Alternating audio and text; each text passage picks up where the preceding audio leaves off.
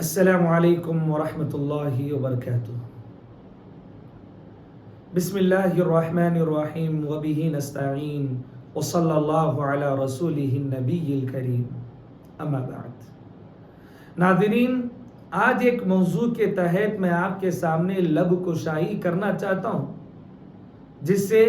ہم اپنے گریبان میں جھانک کر دیکھ سکتے ہیں کہ ہماری کیا حقیقت ہے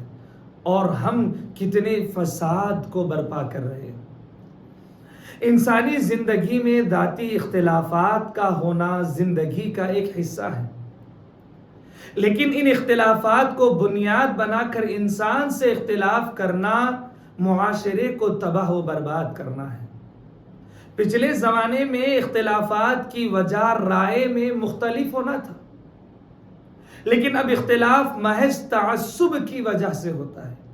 کہ میرا دوست، میرا یار، میرا رشتہ دار، میرا قریبی، اس وجہ سے ہم لوگوں کی حمیت کرتے ہیں اور سامنے والے کے حق سے اس کا حق مار لیتے ہیں۔ کئی مرتبہ یہ دیکھا گیا کہ دو گروہ میں موجود کئی لوگوں کو دوسرے گروہ میں موجود لوگوں سے اختلاف کی وجہ ہی نہیں معلوم تھی۔ اپنی رائے کو مضبوط بنانے کے لیے، اپنا دوست جمانے کے لیے، اپنی بات منوانے کے لیے ہم اپنے دوستوں کو، یاروں کو لے آتے ہیں جن کا اس مسئلے سے کوئی تعلق ہی نہیں، یا انہیں یہ تک نہیں معلوم کہ یہاں پر کس بنیاد پر اختلاف کیا جا رہا ہے۔ مسجد میں بیٹھ کر ہم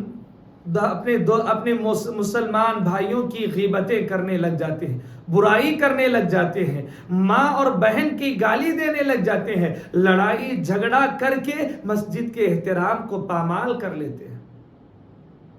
عزیزوں، اگر آپ ایک جھگڑالو انسان ہیں، اگر آپ گالی گلوچ کرنے والے ہیں، مومن اور مسلم کی غیبت کرنے والے ہیں، دینی کاموں میں ٹانگ اڑانے والے ہیں، اگر آپ مساجد کے احترام کو پامال کرنے والے ہیں، وہاں چیخ کر چلا کر اپنا دوست جمانے والے ہیں، تو برائے مہربانی مساجد کی ذمہ داریوں سے خود کو دور رکھیں، مکاتب کی ذمہ داریوں سے خود کو دور رکھیں، مدارس کی ذمہ داریوں سے خود کو دور رکھیں۔ اگر آپ مساجد کے ذمہ دار بن جائیں گے، مکاتب کے ذمہ دار بن جائیں گے، تو اپنی حرکتوں سے امت کو پارا پارا کر کے رکھ دو گے، امت کو دو ٹکڑوں میں بانٹ کر رکھ دو گے، مساجد کے ماحول کو بد امن بنا کر رکھ دو گے، اور اپنے شر سے خیر کو تباہ و برباد کر دو گے، اور شر کے راستے سے خیر کو حاصل کرنے کی ناکام کوششیں کرو گے۔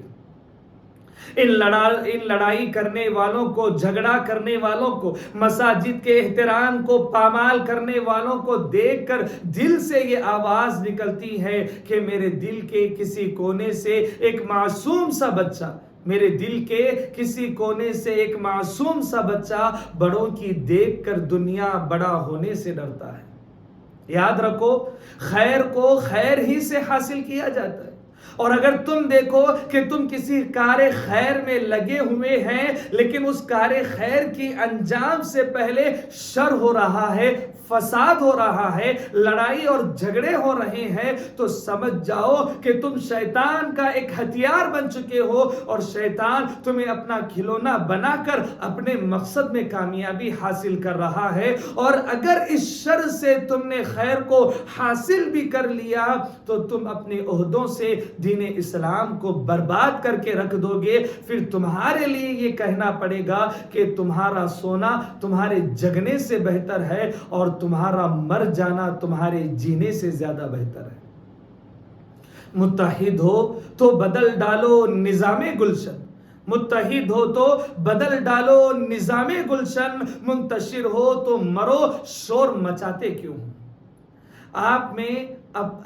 اپنے لوگوں میں دیکھیں، طاقتور، علم والا، اخلاق والا، امانت دار، دیانت دار کون ہے؟ مساجد کے مکاتب کی ذمہ داریاں اس کے حوالے کر دیں، چاہے وہ غریب ہے، چاہے وہ اعلیٰ نسل سے نہیں ہے، چاہے وہ عہدے اور مناصب کا لالچی نہیں ہے، پھر بھی ذمہ داریاں اس کے حوالے کریں، کیونکہ اللہ رب العالمین نے ایک بادشاہ مقرر کیا تھا، طالوت کو بادشاہ مقرر کیا، اور جب طالوت کو بادشاہ مقرر کیا تو دو وجہیں رب العالمین نے بتلائی کہ ہم نے طالوت کو بادشاہ مقرر کیا، ان بڑے لوگوں کے درمیان اس غریب انسان کو بادشاہ بنایا، ان مالدار لوگوں کے درمیان اس غریب انسان کو بادشاہ بنایا، تو دو وجہیں تھی کہ اللہ رب العالمین نے دیکھا طالوت کے پاس علم ہے، اور دوسرا طالوت ایک طاقتور انسان ہے، وہ کسی کی بد اخلاقی کو دیکھ کر، برائی کو دیکھ کر، اس کے مال اور عہدے سے ڈر کر رہنے والے انسان نہیں ہے، اسی لیے رب العالمین نے انہیں بادشاہ مقرر کیا۔ ان اللہ اصطفاہ علیکم وزادہ بسطۃ فی العلم والجسم۔ یاد رکھو کہ ہمیں ذمہ داری ان لوگوں کو دینا ہے جو اسلامی تعلیمات سے آراستہ اور پیراستہ ہے، اسلامیات کو جاننے والے ہیں، اور دوسرا مضبوط اور قوی انسان ہے، حق کے لیے لڑ سکتے ہیں اور باطل کو دبا سکتے ہیں، ان لوگوں کے حوالے اپنی مساجد کو کریں، اپنے مکاتب کو کریں، پھر دیکھیں دین اسلام کس طرح عروج پر جاتا ہے۔ اللہ سے دعا ہے کہ رب العالمین ہمیں ہر امانت کو اس کے حقدار تک پہنچانے کی توفیق عطا فرمائے۔